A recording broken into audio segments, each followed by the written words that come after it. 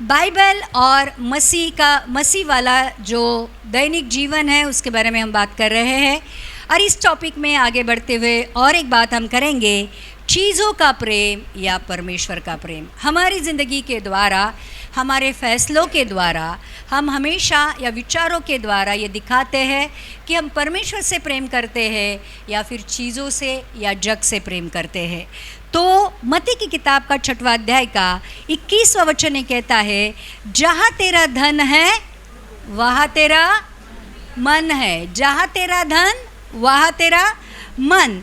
तो आज का प्रश्न ये है कि क्या हम चीज़ों के मालिक हैं या चीज़ें हमारी मालिक बन रही है। कितने लोग समझ रहे हैं? चीज़ें हमारे मालिक है कि हम चीज़ों के मालिक है? क्योंकि आज का इंसान पहले दुकान पर नहीं जाता, मोबाइल में सर्च करता है। बराबर? आज सारी दुकानें, दुनिया भर की दुकानें आज आपके मोबाइल के ऊपर क्या हो गई है? खुल गई है। और पहले विज्ञापन देखते हैं, एडवर्टाइजमेंट देखते हैं, और फिर हमारी इच्छा को बढ़ाते हैं, और फिर फ़ोन, नई कार, नया घर, नए कपड़े, नई ज्वेलरी, अगर इच्छा नहीं भी है आपके मन में कुछ खरीदने की, तो आपका सोशल मीडिया आपके अंदर वो इच्छा डाल देता है, वो कमी घटी का आपको एहसास दिलाता है।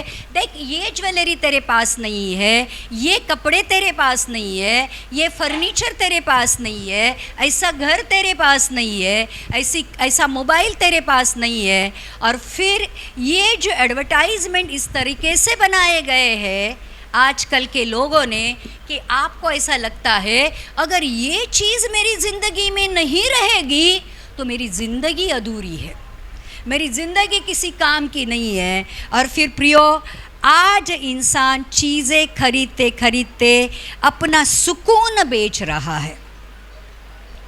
कितने लोग समझ रहे हैं? तो पहली बात यह है, संतोष खो गया इसलिए शांति भी खो गई है।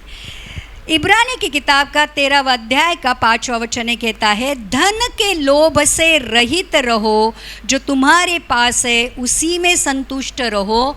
और धन के लोभ की वजह से बहुत सारे लोगों ने बेवजह अपनी ज़िंदगी में संकट और प्रॉब्लम लेके आए हैं और अपने विश्वास और अपने उद्धार को भी खो दिया है। आज दुनिया आपको एक ऐसी दुनिया दिखा रही है जहाँ पर आपको बताया जाता है कि आपको इस तरह से ज़िंदगी जीनी चाहिए। सोशल मीडिया आज आपको बता रहा है आपकी ज़िंदगी कैसे होनी चाहिए, आपको कौन से कपड़े पहनने चाहिए, आपको कौन सा खाना खाना चाहिए, आपको कैसे घर में रहने चाहिए, आपके पास किस तरह का मोबाइल होना चाहिए। आज सोशल मीडिया हमें डायरेक्शन देता है कि हमें किस तरह से ज़िंदगी जीनी चाहिए। और एक बात तो हम भूल ही गए हैं, ये जो जीवन जीने का तरीका सिखाने वाला हमारा बाइबल है, इसको तो हमने रेफ़र करना ही छोड़ दिया है। जो मोबाइल दिखाता है हमें वही सच्चाई लगती है। और इसलिए अगर बाइबल ये कहती है कि जो कुछ भी तेरे पास है उसमें संतोष कर, लेकिन मोबाइल कहता है जो कुछ भी तेरे पास है तू गरीबी में है, तू कमी में है, तू घटी में है, तू क्या ज़िंदगी जी रहा है। और फिर हमें लगता है सच में ये तो ऐसी ज़िंदगी जी रहा है। अभी जब लोगों के सोशल मीडिया के ऊपर के फ़ोटो देखकर हमें ऐसा लगता है अरे ये तो स्विट्ज़रलैंड चला गया, ये तो महाबलेश्वर चला गया, ये तो पनवेल चला गया, ये तो इसने ऐसी कार ले ली और मेरे पास तो कुछ भी नहीं है, मैं तो सबसे बड़ा गरीब हूँ। तेरे पैर सबसे अच्छी बड़ी व्हीकल है। कितने लोग समझ रहे? तो आज सोशल मीडिया ने हमारे जीवन को बनाना शुरू किया है, जबकि बनाने वाले ने ऑलरेडी कैसे जीना है ये वचन छोड़ के गया है। और इसलिए प्रियो, संतोष एक आशीष है। दुनिया कहती है कि जो जो है काफ़ी नहीं, लेकिन सच्चा संतोष केवल परमेश्वर की उपस्थिति में ही मिलता है। देखो, अगर आपकी आनंद के कारण, अगर मैं आपको पूछूंगी आपको सच्चा आनंद कहाँ मिलता है, अभी ये मत कहो कि परमेश्वर की उपस्थिति में, ओ झूठ मत बोलो। अगर परमेश्वर की उपस्थिति में आनंद मिलता था ना तो बात कुछ और ही होती थी, मत कहो, because I am your pastor and I know it. बराबर। सच्चा संतोष कहाँ मिलता है? आपको लगेगा मेरा घर जब हो जाएगा ना मैं खुश हो जाऊंगा, मेरे पास मेरी गाड़ी आ जाएगी ना मैं खुश हो जाऊंगा। औरतें कहेगी अगर मेरे पास वो अच्छा वाला नेकलेस आ जाएगा ना मैं खुश हो जाऊंगी, मेरे पास वो वाला फर्नीचर आ जाएगा ना मैं खुश हो जाऊंगी। बच्चे लोग कहेंगे मेरे पास एक 10,000 वाला गिटार आ जाएगा ना, क्या बात, मैं क्या वर्शिप करूंगा, है ना। मतलब ये है, हमने एक बात तो भूल ही गए हैं, सच्ची शांति, सच्चा आनंद परमेश्वर के आत्मा का फल है। लेकिन वो कहाँ ढूंढ रहे हैं हम लोग? जगीक चीजों में हम सच्चा आनंद और सच्चा संतोष ढूंढ रहे हैं। दूसरी बात यह है, हर एक इच्छा परमेश्वर की इच्छा नहीं है। आपके मन में पैदा होने वाली हर एक इच्छा परमेश्वर की इच्छा से मेल नहीं खाती है। याकूब की किताब का 4 अध्याय का 3 वचन कहता है, तुम मांगते हो पर पाते नहीं, क्योंकि गलत अभिलाषा से और गलत इच्छा से मांगते हो। काफ़ी सारी आपकी प्रेयर रिक्वेस्ट परमेश्वर के इच्छा के साथ मेल ही नहीं खाती है। परमेश्वर वो बातें आपको देना ही नहीं चाहता, और आप दुखी हो, आप रो रहे हो, पास्टर के पास कंप्लेंट कर रहे हो कि परमेश्वर मेरी नहीं सुनता और पास्टर आपकी भी नहीं सुनता। आप भी तो प्रार्थना कर रहे हो लेकिन परमेश्वर सुनता नहीं है। आपकी प्रार्थना सुनी नहीं जाती है क्योंकि आप गलत इच्छा से मांगते हो। मुझे बताओ, आज जिस घर के लिए आप प्रार्थना कर रहे हो, जो घर है उसको साफ नहीं रख रहे हो, उसको मेंटेन नहीं कर पा रहे हो, आप किस मुंह से परमेश्वर को बड़े घर की बात कर रहे हो? कितने लोग समझ रहे हैं? आप खुद एक अच्छे इंसान नहीं हो, एक अच्छे मसीह नहीं हो, और बच्चे पैदा करने की बात कर रहे हो। आप आपके बच्चों को क्या ज्ञान और बुद्धि देने वाले हो? क्या आप उनके सामने उदाहरण रखने वाले हो? आज जो गाड़ी आपके पास है उसको ठीक से चला नहीं पा रहे हो, आपका बड़ा वर्जन क्यों चाहिए? आज जिस मोबाइल को आप चला रहे हो उसमें तो दिन भर टाइम पास करते हो, दिन भर ये वीडियो वो वीडियो ये देख रहे हो। परमेश्वर आपको क्यों अच्छा मोबाइल दे? ताकि और अच्छे साउंड उधर मिले और अच्छा जो कुछ भी XYZ, पता नहीं, मुझे नहीं पता कि मोबाइल अच्छा लेने से क्या एक्स्ट्रा बेनिफिट एज अ मसीह हमको मिलता है, मुझे नहीं पता। कितने लोग समझ रहे हैं? और इसलिए प्रियो, हरेक इच्छा परमेश्वर की इच्छा नहीं है, और हरेक चमकती हुई चीज़ आशीष नहीं होती। कई बार वही चीज़ हमारे जीवन के लिए एक बोझ बन जाती है। दूसरी बात यह है कि चीज़ें बढ़ती गई लेकिन रिश्ते घटते गए। आपने आपके बच्चे को आईफोन लेके दिया, अब आपका बच्चा जब तक आईफोन नहीं मिल रहा था, आईफोन दे आईफोन दे आईफोन दे, मैं खाना नहीं खाऊंगा, मैं आत्महत्या करूंगा, मैं स्कूल नहीं जाऊंगा, मैं एग्ज़ाम नहीं दूंगा करके आपके पीछे था। जैसे ही आईफोन मिल गया, अभी कोने में बैठा है, सिर्फ बोलता है वाईफाई का रिचार्ज कर, खाना भी नहीं देगी मम्मी तो भी चलेगा। अब आपके आईफोन देने से आपका बच्चा आपसे दूर हो गया, क्योंकि आपका बच्चा अब आपसे बात ही नहीं करता है। कितने लोग समझ रहे हैं? आज घर बड़े हो गए, पहला 1 BHK था, सब मिलकर खाना खाते थे, सब मिलकर बातें करते थे, क्योंकि एक दूसरे का मुंह एक दूसरे के सामने आता ही था। अब 2 BHK हो गए, 3 BHK हो गए, सब ने अपने अपने रूम में गए, बेडरूम लॉक कर दिया, अब बातें नहीं होती, खाना एक साथ नहीं होता। घर बड़े हो गए, परिवार छोटा हो गया, मोबाइल आ गया, बातें कम हो गई। ध्यान रखना, हमने बहुत सारी चीज़ें हमारी ज़िंदगी में लेके आए, लेकिन हमने सही ज़िंदगी का मतलब खो दिया। कितने लोग समझ रहे हैं? चौथी बात, जिस चीज़ को आप सबसे अधिक चाहते हो वही आपका देवता बन जाता है। इसलिए परमेश्वर ने निर्गमन की किताब का 20वां अध्याय के 3 वचन में लिखा है, प्रेम के मेरे सिवा तुझे दूसरा कोई देवता, मेरे सिवा तेरे जीवन में दूसरा कोई देवता ना हो। नए करार में वो कहता है, तू अपने पूरे मन, पूरे प्राण, पूरी शक्ति और पूरी बुद्धि से परमेश्वर से प्रेम कर। और इसलिए प्रियो, आज के ज़माने में यदि परमेश्वर और कोई वस्तु दोनों में एक चुनना पड़े तो आप किसको चुनोगे? वही उत्तर बताएगा कि आपका हृदय का सिंहासन पर किसने कब्जा किया है। जब आपको काफ़ी बार ऐसे होता है कि परमेश्वर और आपको किसी चीज़ या किसी व्यक्ति में चुनने का जब समय आता है तो आप किसको चुनते हो, उसके ऊपर डिपेंड करता है कि आप किससे प्यार करते हो। आमीन। और इसलिए प्रियो, आज परमेश्वर हमारी ज़िंदगी में बहुत सारे परमेश्वर बन गए। हमारी नौकरी, हमारा पैसा, हमारी प्रॉपर्टी, हमारे रिश्ते, यहाँ तक कि हमारा अभी आजकल तो फ़ोन परमेश्वर बन गया है। एक बार प्रार्थना नहीं करेंगे, बाइबल नहीं पढ़ेंगे, चर्च नहीं आएंगे, लेकिन मोबाइल को नहीं छोड़ेंगे। और मैं कहती हूँ आने वाले दिनों में मोबाइल मसीह लोगों का नरक में जाने का रास्ता बनने वाला है या बन चुका है। कितने लोग समझ रहे हैं? जो इंसान 2 मिनट भी मोबाइल के बगैर नहीं रह सकता, गारंटी के साथ कहती हूँ आपके लिए नर्क का दरवाज़ा ऑलरेडी खुल चुका है।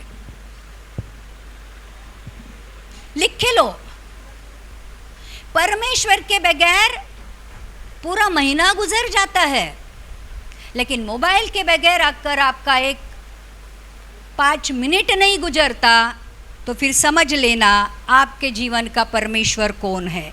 5वीं बात, जीवन वस्तुओं से नहीं है, परमेश्वर की उपस्थिति से भरता है। लुका की किताब का 12वां अध्याय का 15वां वचन कहते हैं, हर एक प्रकार के लोभ से बचो, क्योंकि किसी का जीवन उसकी संपत्ति की बहुतायत के ऊपर निर्भर नहीं है। आज कितना भी कमाओ, कितना भी संपत्ति को जोड़ के रखो, कितना भी बैंक बैलेंस आप बना के रखो, जब मरने का समय आएगा क्या क्या लेके जाओगे? अलेक्जेंडर द ग्रेट मरते समय 33 साल का ये युवक था जिसने ऑलमोस्ट सारी दुनिया को जीत लिया। वो अलेक्जेंडर मरने से पहले कहता है उसको सिर्फ बुखार आ गया और वो डेथ बेड पर था और उसने कहा, मरने के बाद मेरे हाथ, मेरे जो कॉफिन है, जो पेटी है, उसमें से बाहर निकालो, लोगों को ये समझ में आने दो खाली हाथ आया था, खाली हाथ जाऊंगा। जितने भी संपत्ति, जो भी सोना है, चांदी है, हीरे है, मानिक है, जिस रास्ते से मेरी डेथ का जो जनाजा निकलने वाला है, वो सारी चीज़ें उस रास्ते पे बिखेर दो, लोगों को ये समझ में आने दो जिसके लिए मैंने पूरी ज़िंदगी लगाई, आज मैं वो छोड़ के जा रहा हूँ। तो प्रियो, आज जिसके लिए आप काम कर रहे हो वो सब कुछ यहाँ पर ही छोड़ के जाना है, तो उसके पीछे अपनी ज़िंदगी गंवाना कितनी बुद्धिमानी है। और यहाँ पर लोभ से बचे रहो। क्या कहता है परमेश्वर? लोभ मत करो, ये भी चाहिए, वो भी चाहिए, वो भी चाहिए और वो भी चाहिए। हम कभी संतुष्ट ही नहीं रहते, हम कभी आनंदी ही नहीं रहते हैं, हमें सारी चीज़ें एक साथ चाहिए रहती है। लेकिन परमेश्वर कहता है कि जो हरेक लोभ से बचे रहो, क्योंकि किसी का जीवन उसकी बहुत संपत्ति की बहुतायत से तय नहीं होता है।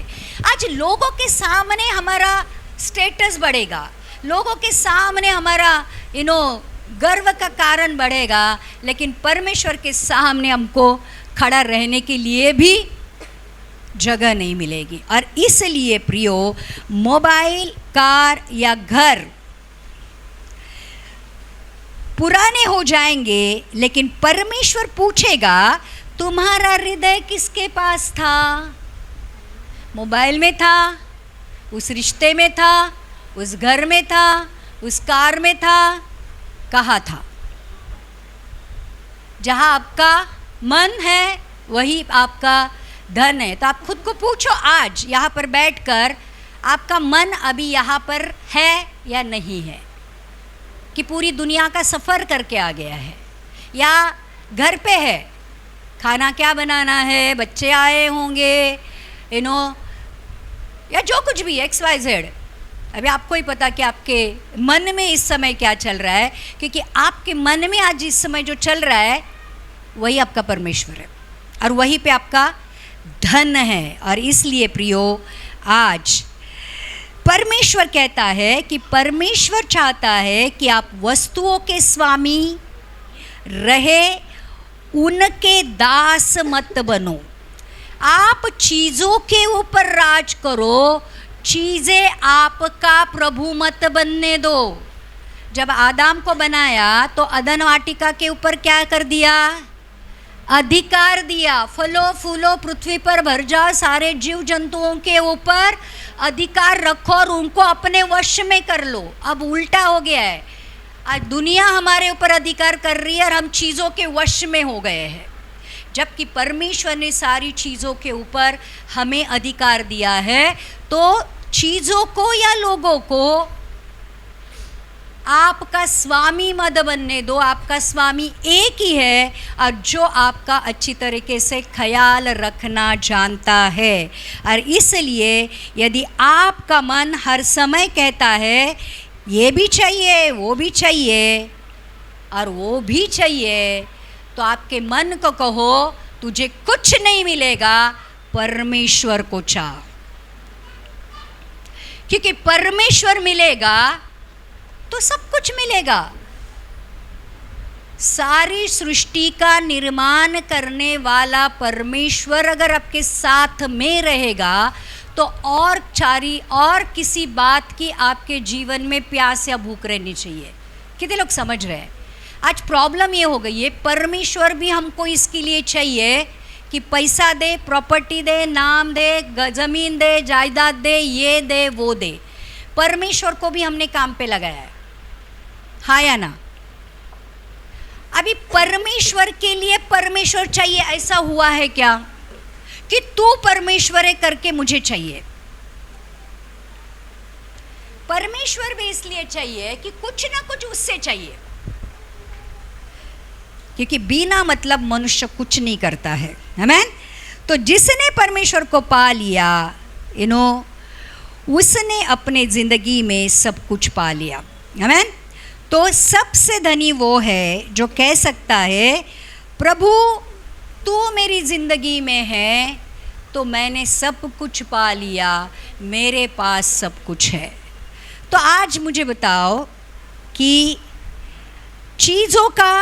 आप चीज़ों से प्रेम करते हो या परमेश्वर से प्रेम करते हो? आपके जीवन में प्रथम स्थान किसको है?